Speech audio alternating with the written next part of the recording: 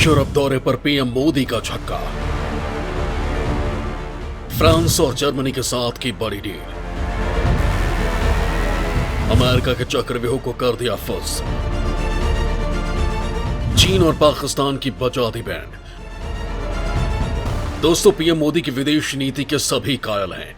Europe दौरे के दौरान उन्होंने एक बार फिर साबित कर दिया कि वो दुनिया के सिकंदर हैं और उनसे कोई नहीं जीत सकता, चाहे सुपर पावर अमेरिका ही क्यों ना हो।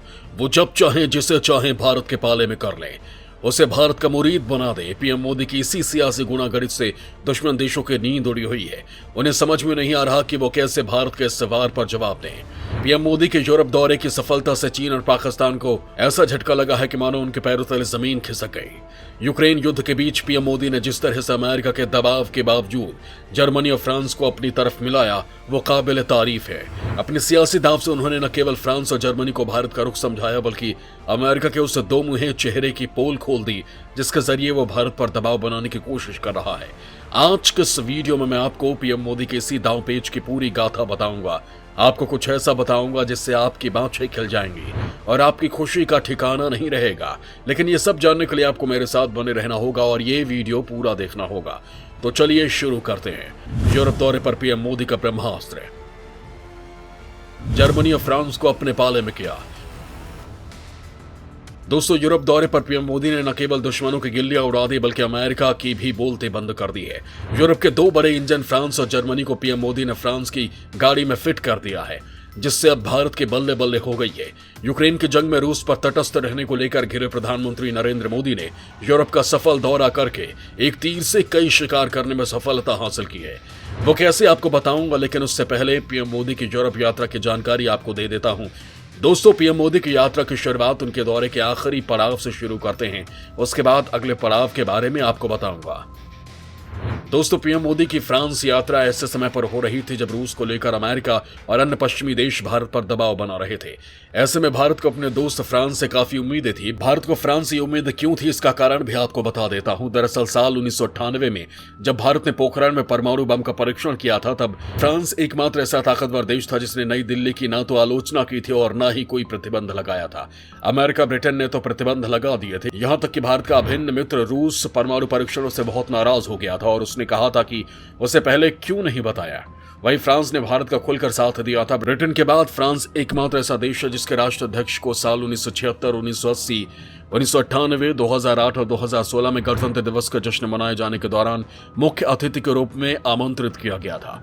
परमाणु आपूर्तिकर्ता देशों के समूह की ओर से साल 2008 में परमाणु विस्तार की अनुमति मिलने के बाद रूस के बाद फ्रांस दूसरा ऐसा देश था जिसने भारत को परमाणु रिएक्टर बेचने का समझौता किया था। यही वजह है कि पीएम मोदी ने साल 2016 में कहा था कि भारत और फ्रांस एक दूसरे के लिए बने हैं। साल 2019 में पीएम मोदी की सत्ता में वापसी के बाद फ्रांस के साथ रिश्ता और ज्यादा मजबूत हो गया है। अगस्त 2019 में भारत के कश्मीर से अनुच्छेद 370 को खत्म करने के बाद पीएम मोदी ने फ्रांस की यात्रा की थी। इस दौरान मैक्रो ने कश्मीर पर कोई टिप्पणी नहीं की थी, वो भी तब जब चीन ने पाकिस्तान के इशारे पर संयुक्त राष्ट्र सुरक्षा परिषद की बैठक बुलाई थी। इसके अलावा फ्रांस ने सुरक्षा परिषद में पाकिस्तानी आतंकी मसूद अजहर के खिलाफ लाए गए प्रस्ताव और पाकिस्तान के खिलाफ FATF के प्रस्ताव का समर्थन किया था। इससे भारत का फ्रांस पर भरोसा लगातार बढ़ता जा रहा है। यही वजह है कि विश्लेषक फ्रांस को अब भारत का नया रूस बताने लगे हैं। साल 1980 के दशक में तत्कालीन प्रधानमंत्री इंदिरा गांधी ने भारत के हथियारों के आयात की निर्भरता को सोवियत संघ से घटाने के लिए फ्रांस की ओर रुख किया था।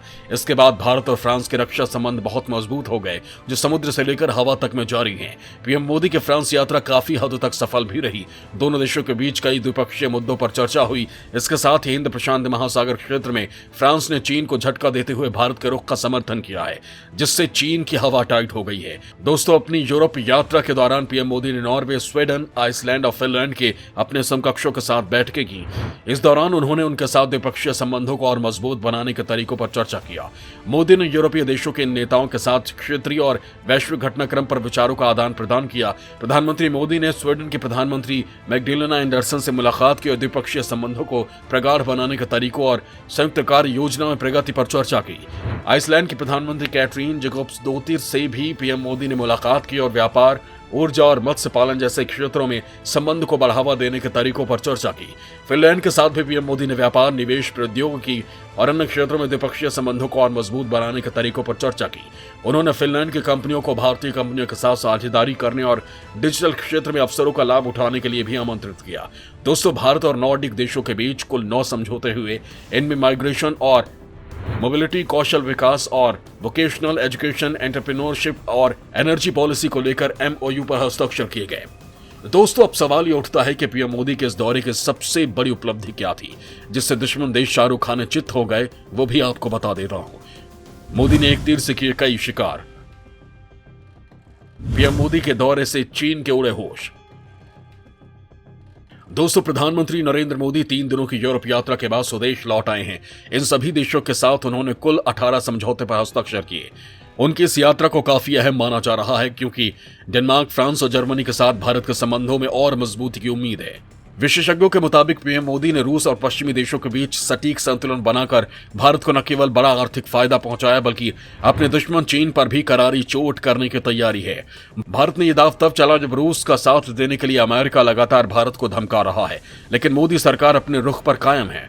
पूर्व भारतीय राजनयिक MK भद्र कुमार ने कहा कि महंगे होते तेल और गैस के बीच मोदी सरकार ने रूस के साथ सस्ते दर पर ऊर्जा समझौता करके भारत को बड़ा आर्थिक फायदा पहुंचाया है। दरअसल यूक्रेन पर पुतिन के हमले के बाद यूरोप और रूस के बीच ऊर्जा व्यापार को लेकर बड़ी प्रतिस्पर्धा चल रही है।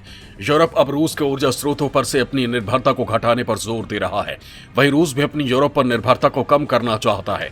इसके लिए रूस अब पूरब की ओर देखो की नीति अपना रहा है और उसकी नजर एशियाई ऊर्जा व्यापार पर है। उधर यूरोप के रूस से पीछे हटने से अब अमेरिका को यूरोपीय ऊर्जा बाजार में बड़ा मौका दिख रहा है। इस बीच यूरोप के घाटे की भरपाई के लिए रूस की नजर चीन और भारत पर है। रूस भारत और चीन को भारी डिस्काउंट दे रहा है और स्थानीय मुद्रा में तेल और गैस खरीदने का मौका दे रहा है। अमेरिका समेत पश्चिमी देशों के भारत पर रूस के तेल खरीदने पर नाराजगी जताने के बाद विदेश मंत्री जयशंकर ने कहा कि ये यूरोप की ओर से खरीदी जा रही ऊर्जा से बहुत ही कम है। यही नहीं, अब भारत चाहता है कि अगर वो रूस से खरीद को कम करता है तो उसके बदले पश्चिमी देश भी उसे कुछ दे। यही नहीं, पीएम मोदी ने यूक्रेन संकट के बीच यूरोपीय देशों का दौरा करके उन्हें साधने में बड़ी सफलता हासिल की है। भारत ने कई डील यूरोप के इंजन कहे जाने वाले जर्मनी और फ्रांस के साथ किए हैं। पीएम मोदी के मिशन यूरोप से चीनी ड्रैगन को बड़ा झटका लगा है। भारत को आशा है कि यूक्रेन संकट की वजह से यूरोप और चीन के रिश्ते में जो दरार आई है उसका उसे पूरा फायदा मिलेगा। पीएम मोदी की यूरोप यात्रा का मकसद भी यही था। वहीं भारत में पूर्व प्रधानमंत्री मनमोहन सिंह ने मोदी सरकार को नसीहत दी है कि वो रूस से सस्ता तेल लेने के बजाय यूक्रेन पर पश्चिमी देशों का साथ दे। उन्होंने कहा कि भारत को पश्चिमी देशों के ब्लॉक में रहने से लंबी अवधि में व्यापार में फायदा होगा। यही नहीं, चीन को संतुलित करने के लिए अमेरिका और पश्चिमी देशों का हित भारत के साथ है, जो भारत के लिए अच्छे संकेत है। लिहाजा भारत को पश्चिमी देशों के पाले में रहना चाहिए। हालांकि पूर्व प्रधानमंत्री की इस टिप्पणी पर मोदी सरकार ने अभी तक कोई प्रतिक्रिया नहीं दी है। इधर पश्चिमी देशों के प्रतिबंधों के बीच जापान ने एक रोचक कदम उठाया है और रूस के सैखलिन-2 प्रोजेक्ट में 27.5% की हिस्सेदारी लेने का ऐलान किया है। यहां भारत के लिए भी बड़ा मौका है। विशेषज्ञों का कहना है कि भारत को रूस के खिलाफ यूरोपीय संघ और अमेरिका के लगाए गए प्रतिबंधों का तोड़ निकालना होगा, तभी वो बिजनेस के मौके का पूरा फायदा उठा पाएगा।